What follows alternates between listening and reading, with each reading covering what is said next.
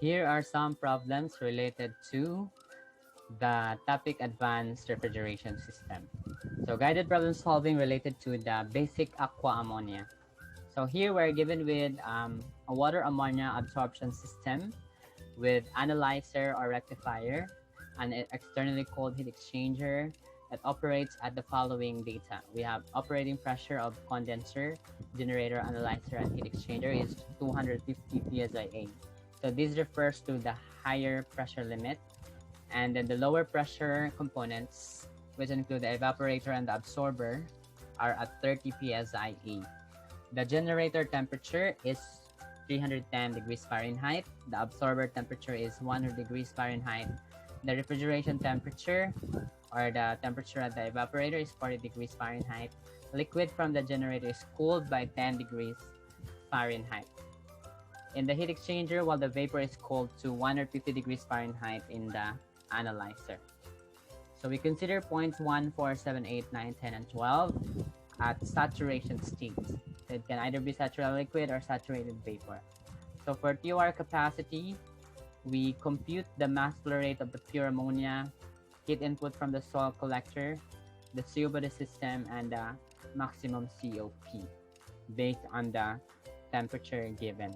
So this is the schematic diagram of our water ammonia absorption system. So we are using solar energy to operate or run our generator. So here are the different given based on the problem. So we are going to fill in the table. So these are the different properties at the different points in the process. So again, our higher temperature limit, our higher pressure limit is 250 psi, and the lower pressure is 30 psi. So as you can see here, there are only two pressures, and that is 30 and 250 psi. For the temperatures, we are given with the temperature leaving the absorber as 100 degrees Fahrenheit. That's what you have here, or the temperature of the absorber. So it refers to the temperature leaving. So that's 100 degrees Fahrenheit.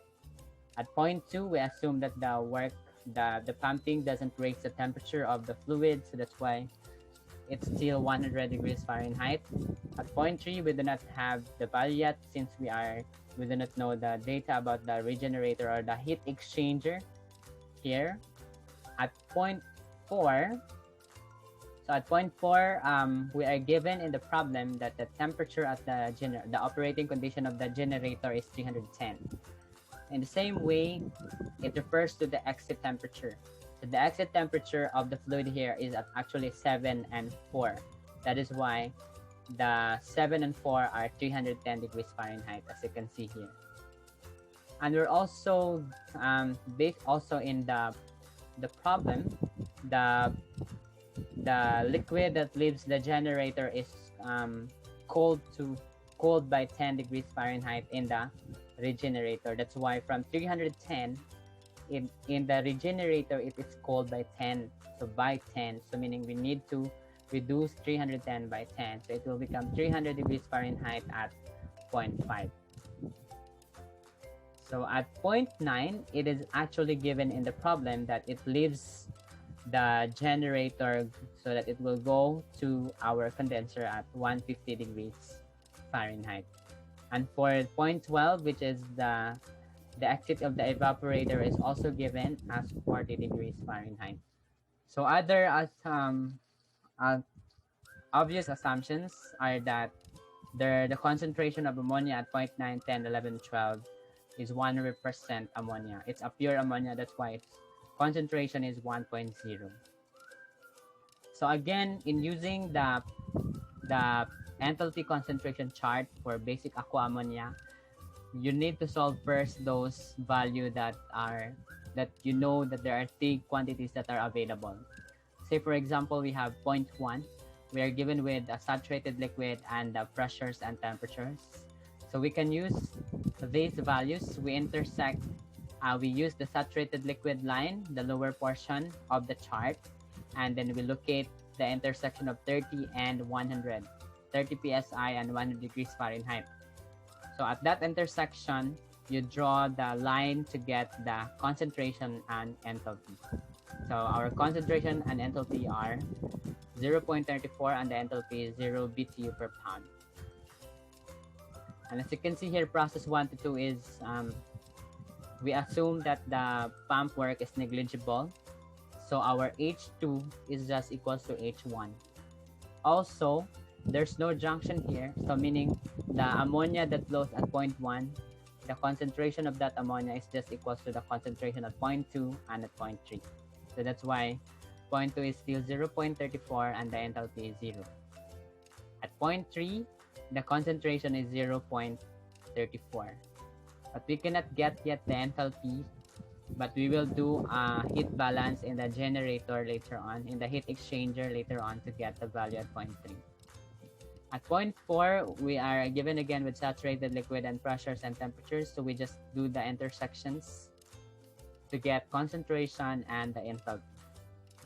And then we have at 0.5, since this is an expansion valve, so 0.5 and 6 have the same enthalpy. Also, their concentration of ammonia is the same for 4, 5, and 6. That's why it's 0.18. So at 0.5, at 0.4, so we have, so at 0.5 now, since at 0.5 this is a liquid, but even if it is a liquid, but since we have 3 known properties, we can use the intersection of pressure, temperature, and concentration to get the enthalpy at 0.5. So get the intersection of 250, 300, and 0.18 so that we can get the enthalpy at 0.5. And then that enthalpy at 0.5 is just equals to 0.6 since this is an expansion valve. And then at 0.7, since we have saturated vapor, we use the upper portion of the chart. So the saturated vapor, and then intersect the pressure and temperature to get the concentration and the enthalpy. Again, at 0.8, we cannot get the value of the quantities here because we don't have any given yet for 0.8. All we'll know is that it's a saturated liquid leaving the rectifier. So we can use energy balance later on to get that value. For 0.9, we're given with saturated vapor and the values. So at 0.9, you can use the chart also. You just intersect these values so that our enthalpy at 0.9 is 650. Same also with 0.10. We can use directly the intersection at saturated liquid of base pressure and concentration 1. At 0.11, this is an expansion valve, so they have the same enthalpy with 0.10. And then at 0.12, it's leaving the evaporator, saturated vapor. So we can use the chart also intersecting these values. So we have 630 BTU per pound mass. So for the mass flow rate, we just designate a notation for the mass flow rate for us to better analyze the system. So at 1 to 3, we call it ME. It refers to the mass flow rate of the mixture of ammonia and water, or the ammonia solution. MB here refers to the mass flow rate of pure water flowing at 4, 5, and 6. And we have also the mass of the refrigerant here. The mass of the refrigerant that flows at 9, 10, 11, 12, and that is the ammonia refrigerant, or the pure ammonia. So now that we have those values, then we can start analyzing the system. First is we need to determine the mass flow rate of the refrigerant, which is ammonia. So since we're given with 1 TOR, or 1 tons of refrigeration, in English, that's equals to 200 BTU per minute. So we just use the formula, MR is equals to QL, or the refrigerating capacity, over the change of enthalpy at the evaporator, that is H12 minus H11. And QL is given 1 TOR, or that is 200 BTU per minute. So we just substitute those values. And then our mass flow rate of the refrigerant ammonia is 0.4301 pound mass per minute. Next is we need to get the mass flow of the absorbent, and that is MP, that is the pure water. that's flowing here at 4, 5, and 6, and the mixture of ammonia and water at 1, 2, and 3, or that is ME. So using mass balance at the absorber, so the mass balance of the absorber, as you can see here, we can do mass balance based on the ammonia solution and the pure ammonia. So for the ammonia solution, this refers to the total amount of ammonia, and that is the entering mass, which is MR, entering at 0.12, and then we have MA leaving at 0.1, and MB here is entering at 0.6. So as you can see, we have MR entering, MB entering at 0.6, and MA leaving at 0.1. So that's why we have this one. But for the pure ammonia, so we need to multiply these values here with the concentration of ammonia. So for the pure ammonia balance, meaning we neglect the amount of water, it's just the pure ammonia at that point. So that is MR X12, or the concentration at 0.12, plus MB times concentration at X6 is equals to the mass of this mixture here times the concentration of that mixture. So that's how we use the concentration to do the mass balance. So by substitution, we can have this equation here by substituting MA is equals to MR plus MB. So we have it here. And then we just manipulate so that we can solve for MB. So our MB is equals to MR multiplied by X1 minus X12 over X6 minus X1. So using the data from the table, so our mass of the absorbent MB is 1.7741 pound mass per minute. So the amount of water, pure water, that we need for this system is 1.7741 pound mass per minute. So finally, we can get also the mass of the mixture of ammonia and water as MR plus MB, and that is 2.2042 pound mass per minute. So now that we already have the masses, it will be easier for us to calculate the QG as well as the QL. So first, we need to solve for the enthalpies that we do not have yet, and that is enthalpy at 0.3 and enthalpy at 0.8, because we will need those values to get the value of the QG, or the heat input in the generator. So for the enthalpy H3, we need to do a mass balance or energy balance at the heat exchanger. So we have your energy entering at this one, we have 2 and 4, leaving are 3 and 5. So that's why using energy balance at the heat exchanger or the regenerator, we can write that as ME H2 plus MB H4 is equals to the energy out, which is energy in, which is energy out MAH3 and MBH5. So as you can see, we use the actual masses that flows at that point. So rearranging that, we can get H3.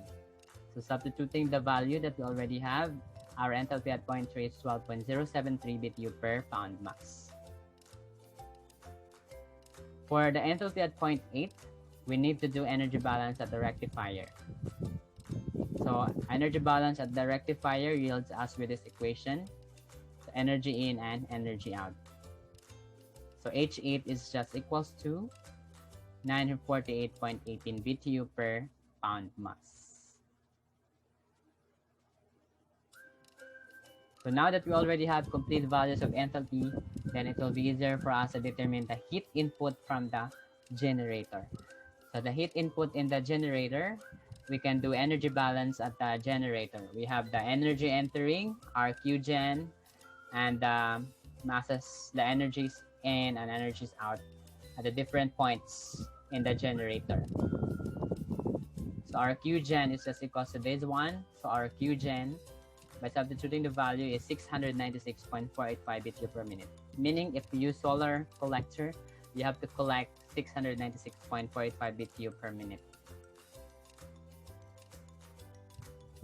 For the COP, so COP is just equal to QL over Qgen, or the desired input divided by the desired output divided by the required input, Qgen. So our COP is equals to 0.287. So as you can see, absorption system have COP that are very low. So it's high maintenance system. For the COP max, so assuming that we can improve the system, the maximum COP that we can get, we can use this formula. So TO is the temperature of the environment, TS is the temperature of the generator or the source of heat, TL is the temperature of the refrigerated space. So if we substitute those values, so the temperatures in terms of runtime, then our COP is 2.17. So meaning the maximum efficiency that we can get if we try to improve it further is 2.27. So it's still small as compared to our MVCR system. So this is how you use the absorption refrigeration system that uses Aqua ammonia. Another guided problem solving for air cycle refrigeration. So we have here an ideal gas refrigeration cycle. Using air as working medium is to maintain a refrigerated space at 0 degrees Fahrenheit while rejecting heat to the surrounding environment at 18 degrees Fahrenheit. The pressure ratio is 4. We need to determine the maximum and minimum temperatures in the cycle, determine the work, the refrigerating effect, COP, and the rate of refrigeration for a mass flow rate of 0.1 pound mass per second.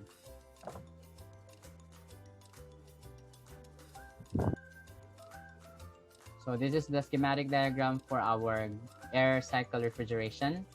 So cool air enters at the turbine, where you at the compressor rather, where you compress it to a higher temperature, and it exchanges heat with the environment,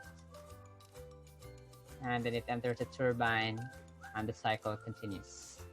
So what the refrigerating effect happens between 4 to 1.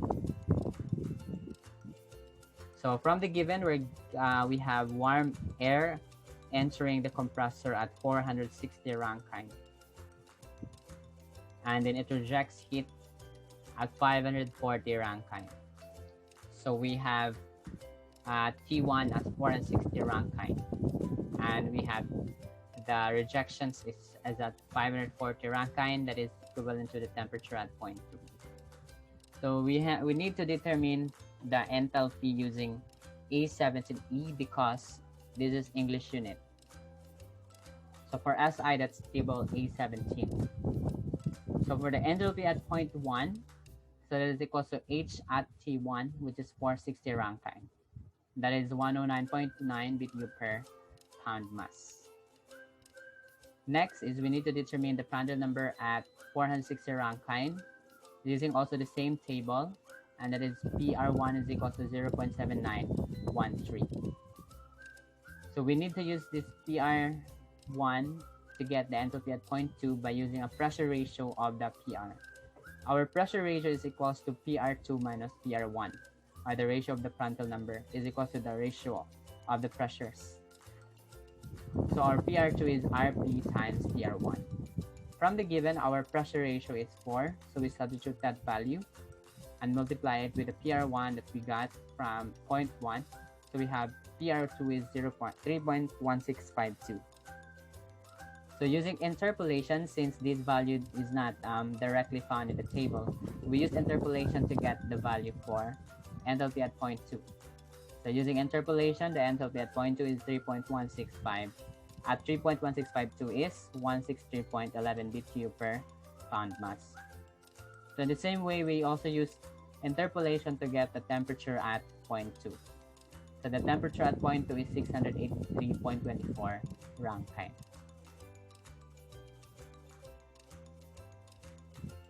Next is to determine the enthalpy at 0.3. So we're given with the temperature of heat rejection is 540 Fahrenheit. So it also refers to the temperature at the exit. So it's at 0.3. So the H3 is equals to H at T3, which is 540 Rankine. So these values are Rankine. So these are not Fahrenheit. So that is 129.06 BTU per pound mass. In the same way, we need to get the Prandtl number, and that is 1.386. For the enthalpy at 0.4, we need to get that PR4 using the pressure ratio, which is equivalent to PR3 over PR4 also. So our PR4 is PR3 over RP. So from the given RP is 4, so our pressure, our PR4 is 0.3465. So using this PR4, we can get enthalpy at 0.4 using interpolation, since this also is not readily found in the table.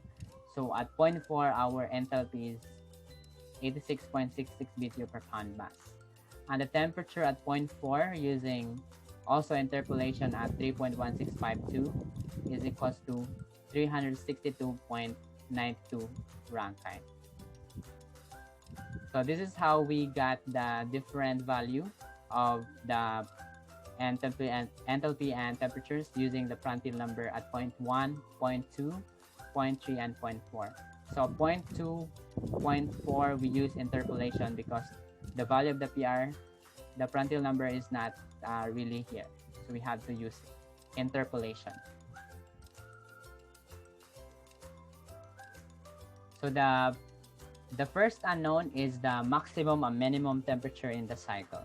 So the maximum temperature is at 0.2. So after the compression, that's actually the maximum temperature, and that is 683.24 Rankine, or that is 223.24 degrees Fahrenheit.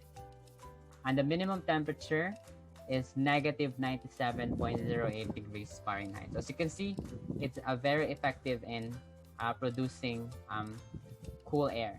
So that's negative 97.08 degrees Fahrenheit, which we will use in the cooling.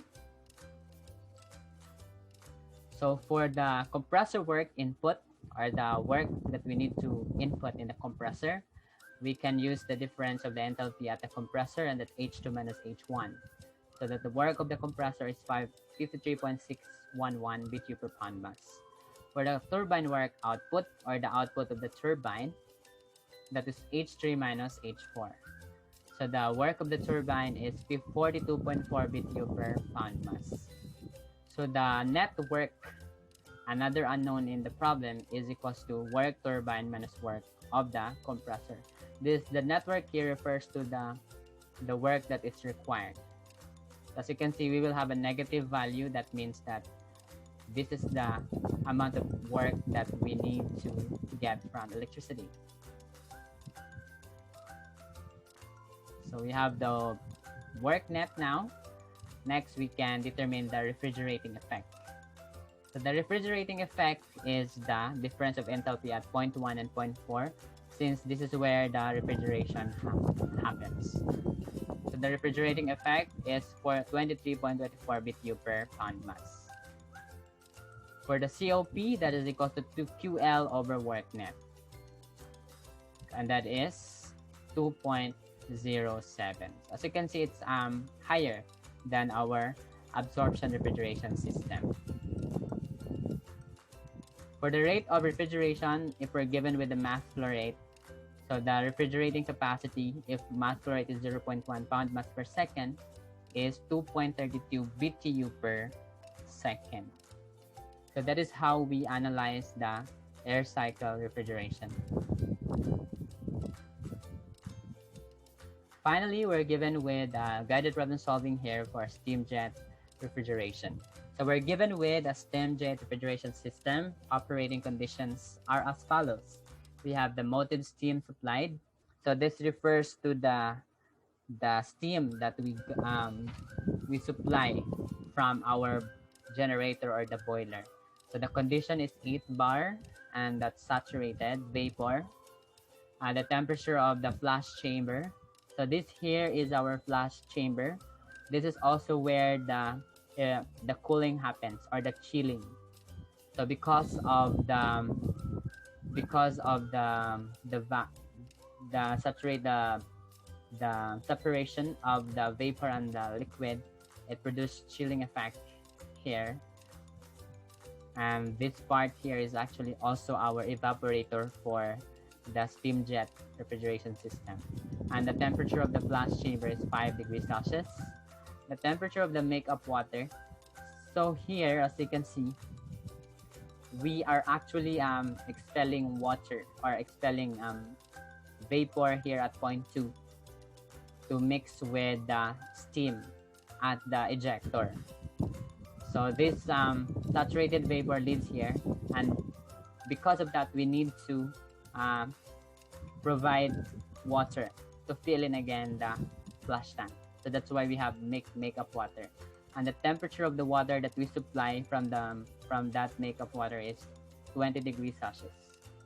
The temperature of the condenser, so we also use condenser to condense that superheated saturated vapor here in our ejector diffuser system. So it actually mixes the steam and our vapor leaving the flush tank. So the steam here at point 1, and then the vapor, saturated vapor leaving the flush tank, the mixes here, and as a result of that, we produce saturated vapor, and that's a hot liquid. So it has to be condensed by the condenser before it plugs in again to the boiler. So the entrainment efficiency is 64%. So the entrainment efficiency, that refers to the actual condition of point 2. The point after the isentropic the expansion here, and then the COP. So we need to determine the coefficient of performance of the system, which is equals to QL over QB. So here are the different points. So we use point 1 is where the motive steam enters the ejector. So this is the nozzle of our ejector. So at point, the motive steam enters here from the boiler. So it is at the boiler pressure. So we have 3 pressures here. We have the boiler pressure, we have the condenser pressure, and then we have the flash chamber pressure. This is the pH diagram. So at point 1, it enters as a saturated vapor, and then it undergoes isentropic compression to the flash chamber so that it will mix with the saturated vapor from the flash chamber. So from point 1 to point 2, it undergoes isentropic compression. So 1 to 2 is isentropic compression to the flash chamber pressure. And the entrainment efficiency is the reason why we have 2' here. Because of that entrainment efficiency, it changes the enthalpy to 2'. So it increases the enthalpy actually by reducing the quality of the steam. And then it enters the diffuser, where it will be compressed 2.4 isentropically. So it is compressed here now because of this configuration. So it's compressed from 3 to 4. So as you can see, the process here is actually where the compression of air happens. So from 3 to 4, we have compression in the diffuser, so that at point 4, it is a saturated vapor at the condenser pressure. So it enters the condenser at point 4, and then it condenses saturated liquid at point 5. And then this water returns to the boiler once again to complete the cycle. So that is the working of a steam jet refrigeration system. So we have to complete the table. We will use the steam table or the water, the ref proof. So for point 1, that is actually saturated vapor. So saturated vapor entering at point 1 at we're given also with the pressure that is 800 kPa. So we don't need that temperature, just put X. So using our steam table at 800 kPa saturated vapor, so our entropy and enthalpy are as follows. 1 to 2 is isentropic process, so they have the same entropy. And since we have here temperatures and then we have entropy, then using specified state points in our reprop water, then we can get enthalpy. At point 2 prime, we cannot get that value yet, but we will use the entrainment efficiency later on to get that value. Same also with point 3, but we will go first with point 4. At point 4, this is saturated vapor and we're given with pressure, so we can get that immediately.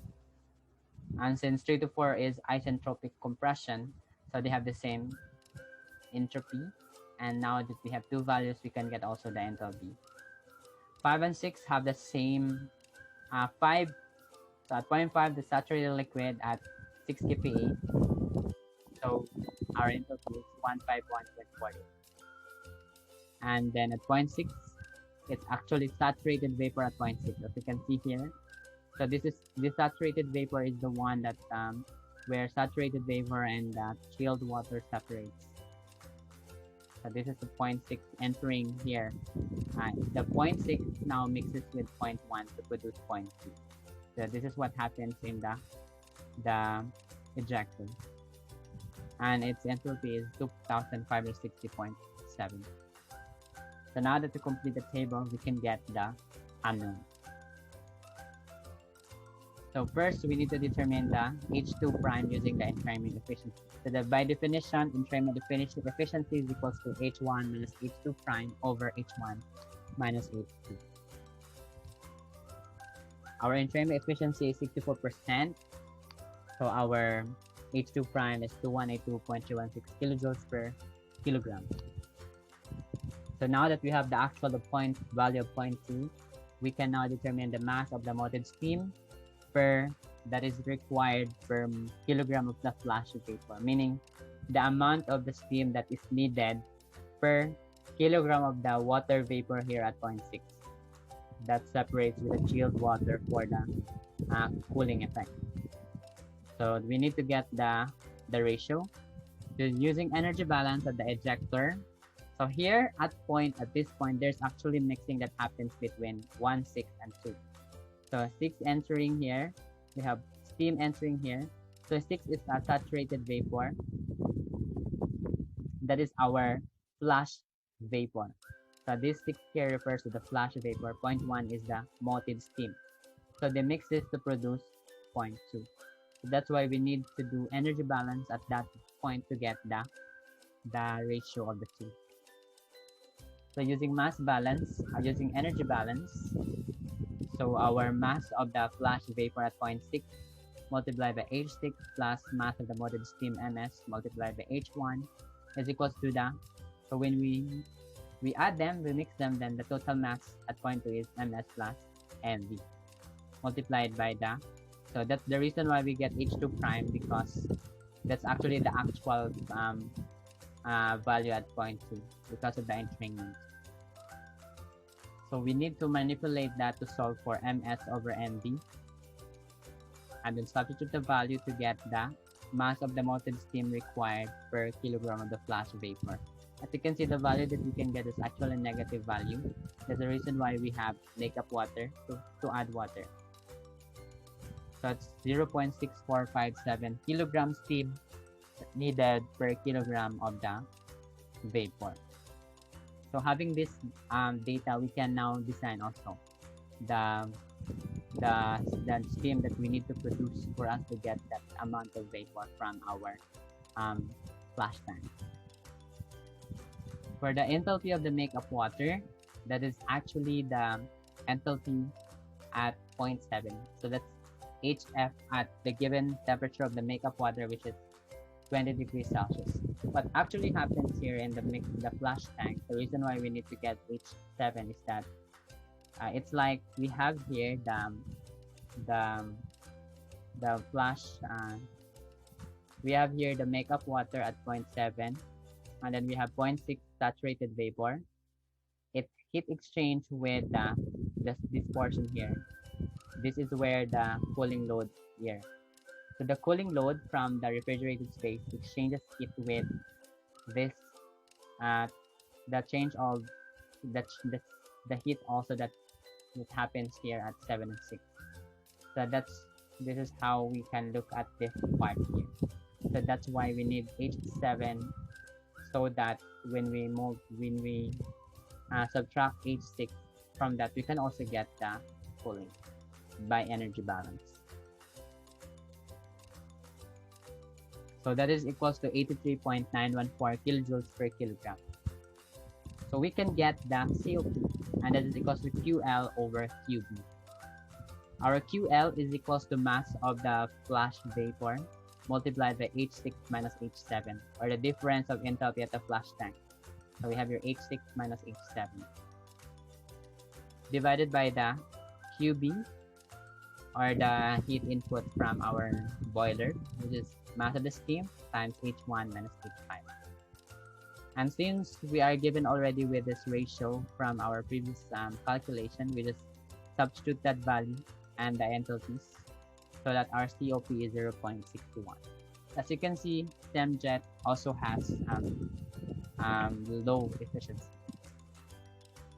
So that's how we analyze a STEM jet refrigeration system.